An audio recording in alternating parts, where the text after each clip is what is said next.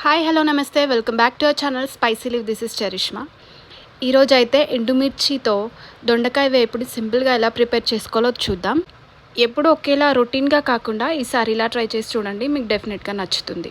ఈ రెసిపీ అయితే అన్నంలోకి సైడ్ డిష్గా, చపాతీ రోటీ పుల్కాల్లోకి అయితే డైరెక్ట్గా తినేసేయచ్చు. సో ప్రాసెస్లోకి వెళ్ళే ముందు మన ఛానల్ని సబ్స్క్రైబ్ చేసుకుని వాళ్ళు సబ్స్క్రైబ్ చేసుకోండి. Do like, comment and share. Video skip చేయకుండా కంప్లీట్గా చూసేసేయండి. సో మెయిన్ ఇంగ్రీడియంట్స్ చూసినట్టయితే నేను 1/2 kg దొండకాయలని తీసుకుంటున్నా. తర్వాత ఆనియన్స్, 3 పెద్ద ఆనియన్స్, చిన్నవైతే 5-6 తీసుకోండి. ఎండుమిర్చి ఒక 20 to 30. ఎక్స్ట్రా కారం యాడ్ చేయం కాబట్టి కొంచెం ఎక్కువగానే పడుతుంది.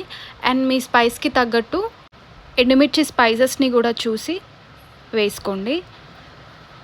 నెక్స్ట్ ఏంటంటే దొండకాయల్ని బాగా కడుక్కొని ఇలా సన్నగా చాప్ చేసుకోవాలి, పొడుగ్గా కట్ చేసుకోవాలి. అండ్ ఆనియన్స్ని కూడా సన్నగా కట్ చేసి పెట్టుకోవాలి. ఎండుమిర్చిని ఒక దాంట్లో 2 pieces లాగా కట్ చేసి పక్కన పెట్టుకోవాలి. నెక్స్ట్ ప్రాసెస్లోకి వెళ్తే స్టవ్ ఆన్ చేసి ప్యాన్ పెట్టుకొని అది కొంచెం హీట్ అయిన తర్వాత ఆయిల్ వేసుకోవాలి. ఆయిల్ నేను 6 tablespoons వేసుకుంటున్నాను. ఫ్రై కాబట్టి కొంచెం ఆయిల్ ఎక్కువగానే పడుతుంది. ఆయిల్ కొంచెం హీట్ అయిన తర్వాత దాంట్లోకి 1/4 స్పూన్ జీలకర్రని యాడ్ చేసుకుందాం. జీలకర్ర కొంచెం వేగిన తర్వాత ఎండుమిరపకాయల్ని వేసి ఫ్రై చేసుకోవాలి. సిమ్లోనే పెట్టి ఫ్రై చేసుకోవాలి. సో ఇలా 2-3 minutes సిమ్లోనే ఉంచి ఫ్రై చేసుకోవాలి.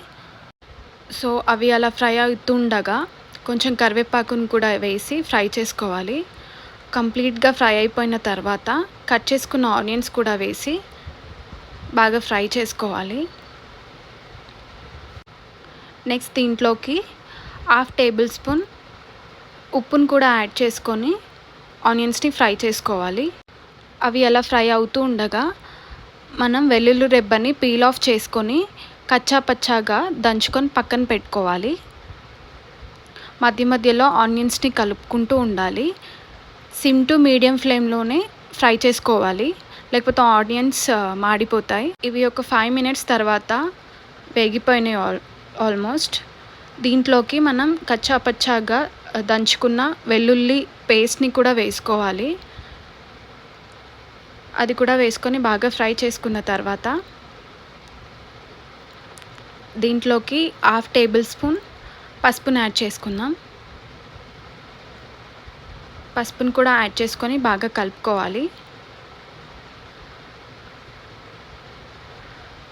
సో ఇది కంప్లీట్గా ఫ్రై అయిన తర్వాత నెక్స్ట్ దీంట్లోకి మనం కట్ చేసి పెట్టుకున్న దొండకాయ ముక్కల్ని కూడా వేసుకొని ఫ్రై చేసుకోవాలి.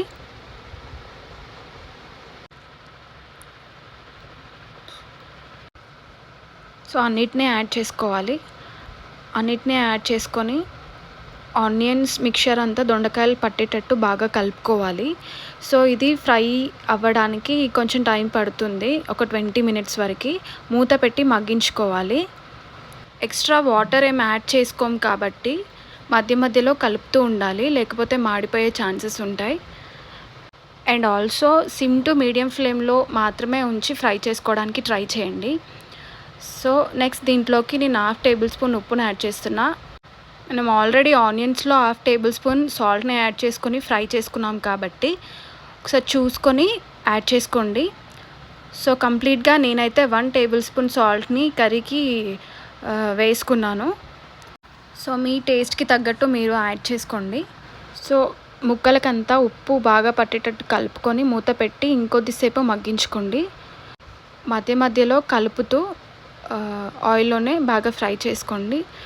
సో ఆఫ్టర్ 15 minutes కలర్ దొండకాయది చేంజ్ అయిపోయింది. ఆల్మోస్ట్ ఇది కుక్ అయిపోయినట్టే. కర్రీలో మనం ఎక్కడ కూడా వాటర్ యాడ్ చేయలేదు కాబట్టి కుక్ అవ్వడానికి కొంచెం టైం పడుతుంది. దొండకాయని ఉడికిందా లేదా అని ఒకసారి చెక్ చేసుకోవాలి. దొండకాయ ఉడికిపోయింది. సో నెక్స్ట్ దీంట్లోకి కొత్తిమీరని కూడా యాడ్ చేసుకుందాం. కొత్తిమీరని యాడ్ చేసుకొని 1-2 minutes మగ్గించుకోవాలి. ఫ్లేవర్ కోసం కొత్తిమీరని కొద్దిసేపు మగ్గించుకోవాలి. కొత్తిమీర ఫ్లేవర్ బాగుంటుంది కర్రీకి. ఒక 1 మినిట్ అలానే ఉంచి గ్యాస్ ఆఫ్ చేసుకుందాం. సో ఫైనల్ టెక్స్చర్ ఇలా ఉంటుంది కర్రీది. నెక్స్ట్ సర్వింగ్ బౌల్లోకి తీసుకొని కొత్తిమీరతో గార్నిష్ చేసుకొని సర్వ్ చేసుకుంటే డిఫరెంట్గా ఎండుమిర్చి దొండకాయ వేపుడు రెడీ. ఇది అన్నంలోకి అయితే పప్పుచారు సాంబార్ కాంబినేషన్స్తో బాగుంటుంది. అండ్ డెఫినెట్గా మీరు కూడా ఒకసారి ట్రై చేసి మీకు ఎలా వచ్చిందో కమెంట్ చేయండి. And that's it for today. Thanks for watching. Please subscribe my channel.